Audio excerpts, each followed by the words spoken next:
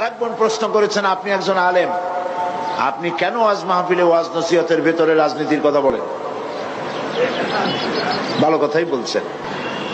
আল্লাহ যদি রাজনীতির কথা না বলতেন, রাসূল করিম সাল্লাল্লাহু আলাইহি ওয়াসাল্লাম যদি রাজনীতি না করতেন, সাহাবায়ে কেরাম যদি রাজনীতি না করতেন, আমি সাঈদী রাজনীতির কথা বলতাম না। যেহেতু আল্লাহ পাক কোরআনে কারীমের মধ্যে রাজনীতির কথা বলেছেন, রাজনৈতিক বক্তব্য কোরআনে আছে, তো আমি কিভাবে রাজনীতির কথা না বলে পারবো? যদি আমি এগুলি না বলি, তাহলে রাসূল করিম সাল্লাল্লাহু আলাইহি ওয়াসাল্লাম বলেছেন, আস-সাকিতু আনিল হাক্কি ফাহুয়া শায়তানুন আখরাস। যে ব্যক্তি হক কথা বলে না, জেনে হক জানে অথচ সে বলে না, সে বোবা শয়তান।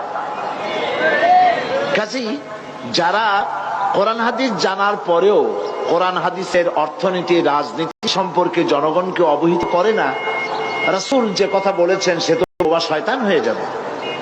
তো আল্লাহ পাকের রাসূল রাজনীতি করেছেন, রাষ্ট্রপ্রধান ছিলেন। সুতরাং আমার বোনকে আমি অনুরোধ করব, মেহেরবানি করে আপনি কোরআন হাদিস ভালো করে পড়ুন, তাহলে বুঝতে পারবেন রাজনীতি করা মুসলমানদের জন্য নফল নয়, সুন্নত নয়, ফরজ। মুসলমানেরা ইসলামী রাজনীতি করবে। কি রাজনীতি করবে? ইসলামী।